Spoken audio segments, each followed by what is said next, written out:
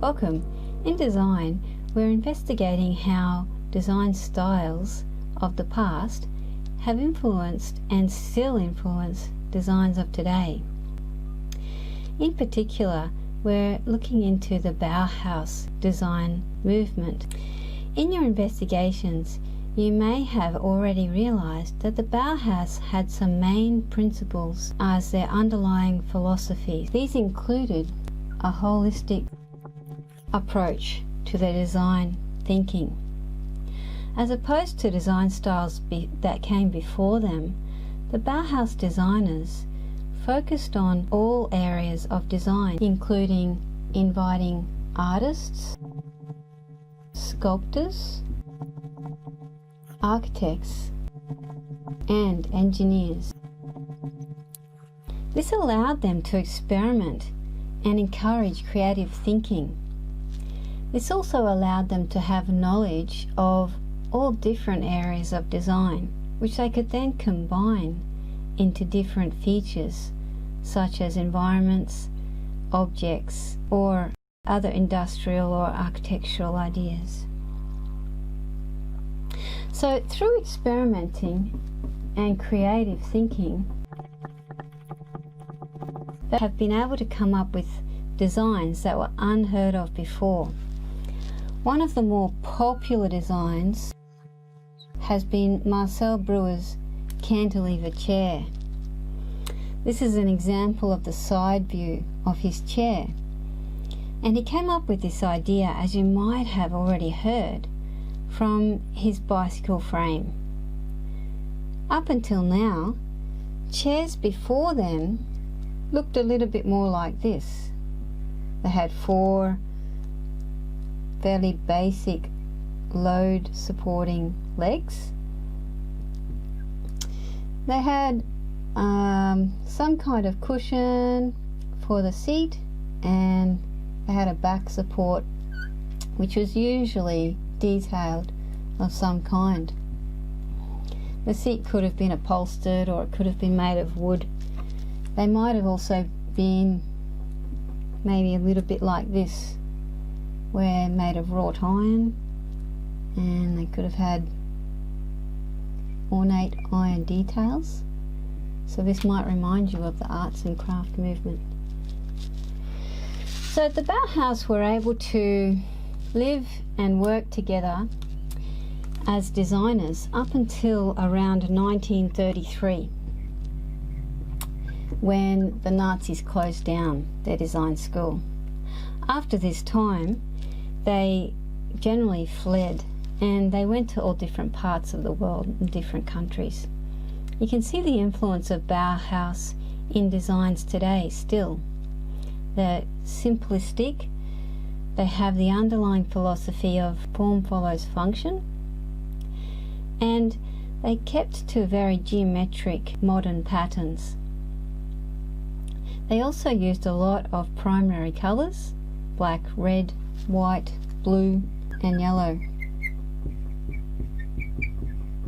For their techniques at the time, they were really interested in considering the materials of the objects or spaces they were designing.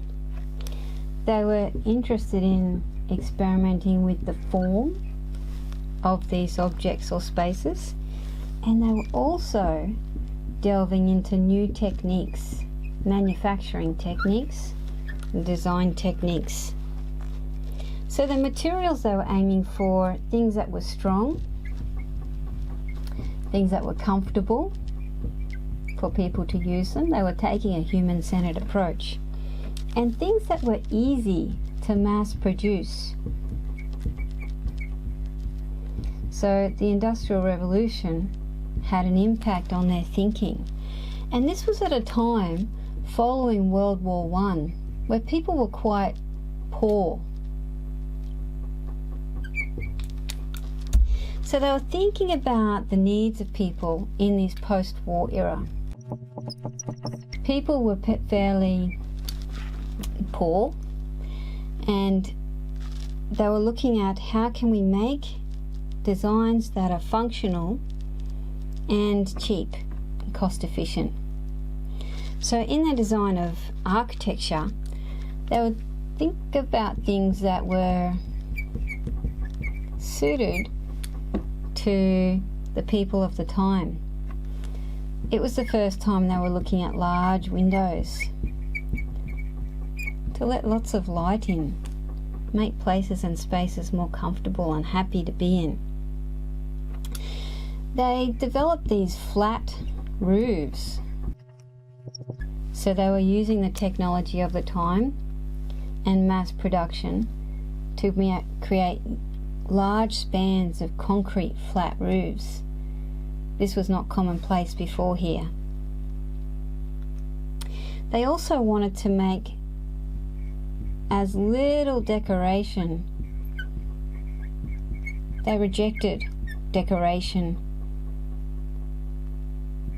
for decoration's sake, unlike the movements before them, such as the arts and crafts movement. They wanted to make sure that they could build and make things quickly and easily. And their main goal was to improve lives of everyday people.